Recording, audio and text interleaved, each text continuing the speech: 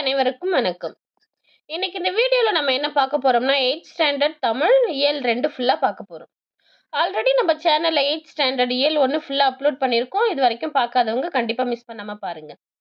இந்த இயல் 2ல என்ன டாபிக்லாம் இருக்குன்னா, ஃபர்ஸ்ட் ஓடை, அடுத்து கோணக்காத்து பாட்டு, நிலம் பொது, வெட்டுக்கிளியும் சருகுமானும், அடுத்து இலக்கண பகுதி, வினைமுற்று, லாஸ்ட் ஒன் திருக்குறள்.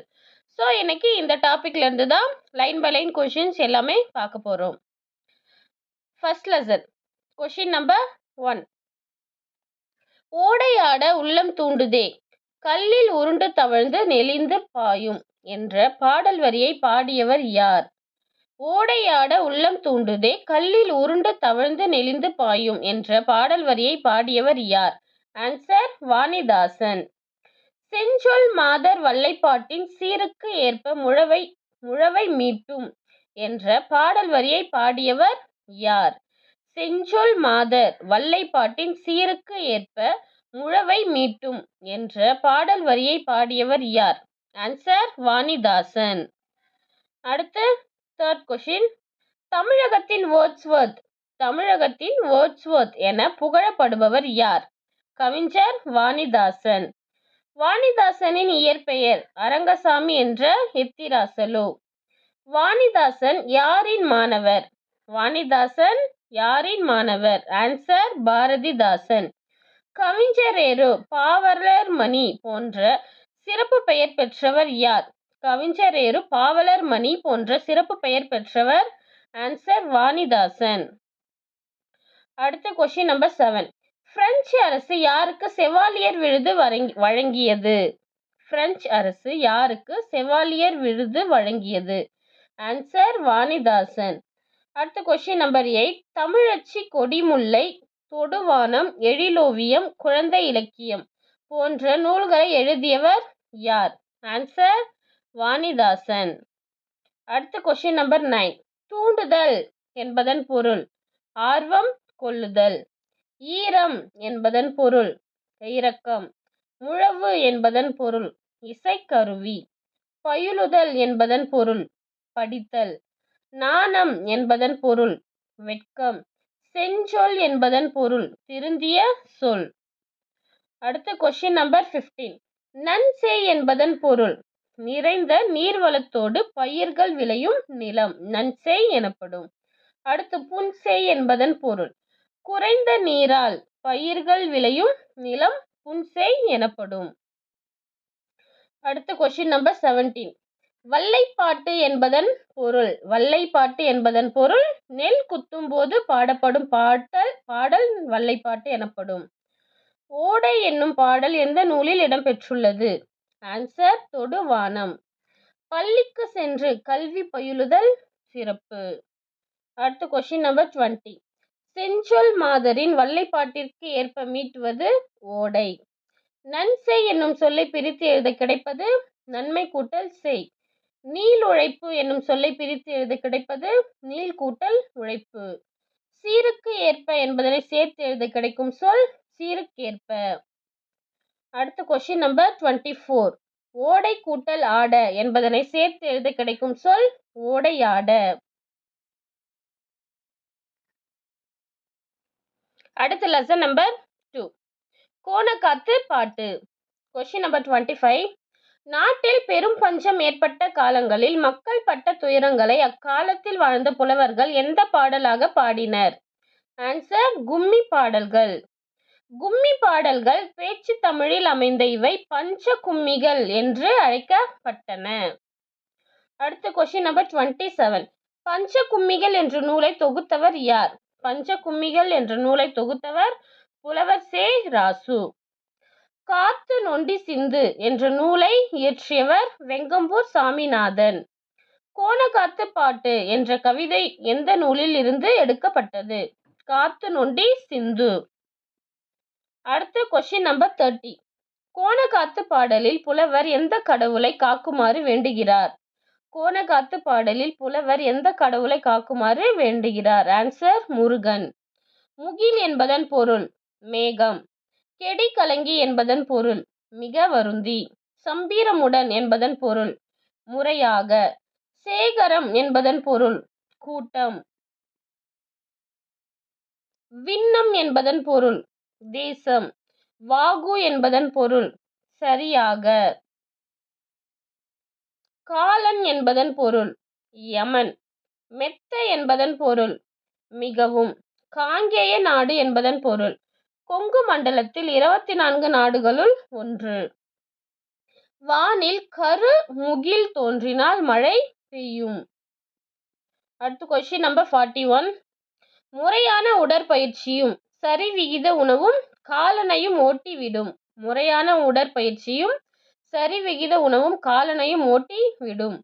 அடுத்து கொஸ்டின் நம்பர் 42. விழுந்ததங்கே என்னும் சொல்லை பிரித்து எழுத கிடைப்பது விழுந்த கூட்டல் அங்கே. செத்திருந்த என்னும் சொல்லை பிரித்து எழுத கிடைப்பது செத்து கூட்டல் இருந்த. அடுத்து கொஸ்டின் நம்பர் 44. பருத்தி கூட்டல் எல்லாம் என்பதை சேர்த்து எழுத கிடைக்கும் சொல் பருத்தி எல்லாம். அடுத்து லெசன் நம்பர் 3. நிலம் பொது. சுகுவாமிஷ் பழங்குடியினர் எங்கு வாழ்ந்தனர்? சுகுவாமிஷ் பழங்குடியினர் எங்கு வாழ்ந்தனர்? அமெரிக்காவில் பூஜை சவுன் என்னும் இடத்தில். சுகுவாமிஷ் பழங்குடியினரின் தலைவர் யார்? சுகுவாமிஷ் பழங்குடியினரின் தலைவர் சியாட்டல். Question number 47. சுகுவாமிஷ் பழங்குடியினர் தலைவர் சியாட்டல் தன் பகுதியில் உள்ள இயற்கையை காக்க யாருக்கு கடிதம் எழுதினார்? ஆன்சர் அமெரிக்க குடியரசு தலைவர். அடுத்து கொஸ்டின் நம்பர் 48. இந்த பூமியின் ஒவ்வொரு துகளும் மக்களுக்கு புனிதமானதாகும் என கூறியவர் யார்? ஆன்சர் சுகுவாமிஷ் பழங்குடியின தலைவர் சியாட்டல். அடுத்து கொஸ்டின் நம்பர் 49. சுகுவாமிஷ் பழங்குடியினர் தலைவர் சியாட்டல் தாயாக எதை கூறுகிறார்? சுகுவாமிஷ் பழங்குடியினர் தலைவர் சியாட்டல் தாயாக எதை கூறுகிறார்? ஆன்சர் பூமியை. அடுத்து கொஸ்டின் நம்பர் 50. சுகுவாமிஷ் பழங்குடியினர் தலைவர் சியாட்டல் தந்தையாக எதை கூறுகிறார்? வானத்தை. சுகுவாமிஷ் பழங்குடியினர் தலைவர் சியாட்டல் எதை தங்கள் சகோதரிகள் என்று கூறுகிறார்? நறுமணம் மிகுந்த மலர்களை. சுகுவாமிஷ் பழங்குடியினர் தலைவர் எதை தங்கள் சகோதரர்கள் என்று கூறுகிறார்? மான்கள், குதிரைகள், கழுகுகள் மற்றும் ஆறுகள். அடுத்து கொஸ்டின் நம்பர் 53. நீரின் முணுமுணுப்புக்கள் யாருடைய குரல்களாக சுகுவாமிஷ் தலைவர் கூறுகிறார்? ஆன்சர் பாட்டன்மார்கள். வனப்பு மிக நீரானது வெறும் தண்ணீரன்று எமது மூதாதையரின் குருதியாகும் என்று யார் கூறுகிறார்? Answer Seattle. தமிழக பழங்குடிகள் என்ற நூலை எழுதியவர் யார்? ஆன்சர் பக்தவத்சல பாரதி. அடுத்து கொஸ்டின் நம்பர் 56. செவ்விந்தியர்கள் நிலத்தை எவ்வாறு மதிக்கின்றனர்? செவ்விந்தியர்கள் நிலத்தை தாயாக மதிக்கின்றனர். இன்னோசை என்னும் சொல்லை பிரித்து எழுத கிடைப்பது இனிமை கூட்டல் ஓசை. பால் கூட்டல் ஊறும் என்பதனை சேர்த்து எழுத கிடைக்கும் சொல் பாலூரும். அடுத்து லெசன் நம்பர் 4. வெட்டுக்கிளியும் சருகுமானும். Question number 59. காடர்கள் என்னும் பழங்குடியினர்கள் எந்த பகுதியில் வாழ்ந்து வருகின்றனர்? பரம்பிக்குளம், ஆனைமலை. வெட்டுக்கிளியும் சருகுமானும் என்ற கதையில் சிறுத்தையின் பெயர் பித்தக்கண்ணு. அடுத்து கொஸ்டின் நம்பர் 61. காடர்கள் தங்கள் பேசும் மொழியை எவ்வாறு அழைக்கின்றனர்? காடர்கள் தங்கள் பேசும் மொழியை அல் அலப்பு என்று அழைக்கின்றனர். காடர்களின் கதைகளை சிலவற்றை தொகுத்தவர்கள் மனிஷ் சாண்டி, மாதுரி, ரமேஷ். யானையோடு பேசுதல் என்ற தலைப்பில் தமிழாக்கம் செய்தவர் வா. கீதா. அடுத்து இலக்கண பகுதி வினைமுற்று. Question number 64. ஒரு செயலை குறிக்கும் சொல் வினைச்சொல் எனப்படும். ஒரு செயலை குறிக்கும் சொல் வினைச்சொல் எனப்படும். வினைமுற்றுக்கு எடுத்துக்காட்டு: மலர்விழி எழுதினாள், கண்ணன் பாடுகிறான், மாடு மேயும். வினைமுற்று எவற்றில் வரும்? 5 பால், 3 காலம், 3 இடம், 5 ஆகிய அனைத்திலும் வரும் வினைமுற்று. அடுத்து கொஸ்டின் நம்பர் 67. வினைமுற்று எத்தனை வகைப்படும்? வினைமுற்று 2 வகைப்படும். தெரிநிலை வினைமுற்று, குறிப்பு நிலை வினைமுற்று. தெரிநிலை வினைமுற்று அப்படின்னா, ஒரு செயல் நடைபெறுவதற்கு செய்பவர், கருவி, நிலம், காலம், செய்பொருள் ஆகிய 6ம் முதன்மையானவை ஆகும். இவை 6ம் வெளிப்படுமாறு அமைவது தெரிநிலை வினைமுற்று. தெரிநிலை வினைமுற்றுக்கு எடுத்துக்காட்டு. எழுதினாள். இதுல பாத்தீங்கன்னா எழுதினாள் செய்பவர் மாணவி. காலம் எழுதினாள், அப்போ இறந்த காலம். எதுல எழுதினாள்? கருவி தாளும் எழுதுகோலும். அதோட செய்பொருள் கட்டுரை. எந்த இடத்துல எழுதினாங்க? நிலம், பள்ளி. செயல் என்ன? எழுதுதல். ஸோ தெரிநிலை வினைமுற்று எழுதினாள். அடுத்து பொருள், காலம், சினை, குணம், தொழில் ஆகியவற்றும் ஒன்றினை அடிப்படையாக கொண்டு காலத்தை வெளிப்படையாக காட்டாது செய்பவரை மற்றும் வெளிப்படையாக காட்டும் வினைமுற்று குறிப்பு வினைமுற்று எனப்படும். தன் முன் உள்ள ஒருவரை ஒரு செயலை செய்யுமாறு ஏவும் வினைமுற்று ஏவல் வினைமுற்று எனப்படும். ஏவல் வினைமுற்று ஒருமை, பன்மை ஆகிய இரு வகைகளில் வரும். எடுத்துக்காட்டு எழுது ஒருமை, எழுதுமின் பன்மை. அடுத்து கொஸ்டின் நம்பர் 73. வாழ்த்துதல், வைத்தல், விதித்தல், வேண்டல் ஆகிய பொருள்களில் வரும் வினைமுற்று வியங்கோள் வினைமுற்று. வியங்கோள் வினைமுற்றுக்கு எடுத்துக்காட்டு வாழ்க, ஒழிக, வாழியர், வாரல்.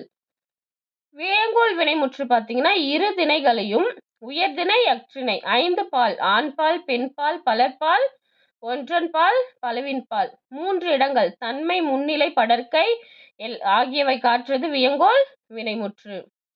கீழே பார்த்தீங்கன்னா ஏவல் வினைமுற்றுக்கும் வியங்கோள் வினைமுற்றுக்கும் உள்ள வேறுபாடுகள் கொடுத்துருக்கேன். ஃபர்ஸ்ட் ஏவல் வினைமுற்று ஃபுல்லாக பார்த்துடலாம். ஏவல் வினைமுற்று பார்த்தீங்கன்னா முன்னிலையில் வரும். ஒருமை, பன்மை வேறுபாடு உண்டு. கட்டளை பொருளை மட்டும் உணர்த்தும். அடுத்து விகுதி பெற்றும் பெறாமலும் வரும் ஏவல் வினைமுற்று. அடுத்து வியங்கோள் வினைமுற்று பார்த்தீங்கன்னா இருதிணை, ஐம்பால், மூவிடம் பொதுவாய் வரும். ஒருமை, பன்மை வேறுபாடு வியங்கோள் வினைமுற்றுக்கு கிடையாது. இதுல பார்த்தீங்கன்னா வாழ்த்துதல், வைதல், விதித்தல், வேண்டல் ஆகிய பொருள் எல்லாத்தையுமே வியங்கோள் வினைமுற்று உணர்த்தும். இதுல பார்த்தீங்கன்னா விகுதி பெற்றே வரும் வியங்கோள் வினைமுற்று. அடுத்து கொஸ்டின் நம்பர் 77. விதித்தல் பொருளில் வரும் வியங்கோள் வினைமுற்று தன்மை இடத்தில் வராது. அடுத்து கொஸ்டின் நம்பர் 78. தற்கால வழக்கில் இல்லாத விகுதிகள் 2 இயர் மற்றும் அல். இது ரொம்ப இம்பார்ட்டன்ட் கொஸ்டின்ஸ். அடுத்து மாடு வயலில் புல்லை மேய்ந்தது. மாடு வயலில் புல்லை மேய்ந்தது தொடரில் வினைமுற்று. ஆன்சர் மேய்ந்தது வினைமுற்று. இறந்த கால வினைமுற்று படித்தான். ஏவல் வினைமுற்று ஓடு. அடுத்து பார்த்தீங்கன்னா கீழே ஒரு இம்பார்ட்டன்ட் டேட்ஸ்லாம் கொடுத்துருக்கேன். இது ரொம்ப இம்பார்ட்டன்ட். இயற்கை வள பாதுகாப்பு நாள் என்று என்னைக்கு கொண்டாடப்படுறாங்கன்னா ஜூலை 28. அடுத்து உலக ஈரநில நாள் பிப்ரவரி 2. உலக ஓசோன் நாள் செப்டம்பர் 16. உலக இயற்கை நாள் அக்டோபர் 3. உலக வனவிலங்கு நாள் அக்டோபர் 6. உலக இயற்கை சீரழிவு தடுப்பு நாள் அக்டோபர் 5. அடுத்து பார்த்தீங்கன்னா தொடர் வகைகள். தொடர் வகைகள் பார்த்தீங்கன்னா 4 வகைப்படும். ஃபர்ஸ்ட் செய்தி தொடர், வினா தொடர், விளைவு தொடர், உணர்ச்சி தொடர்.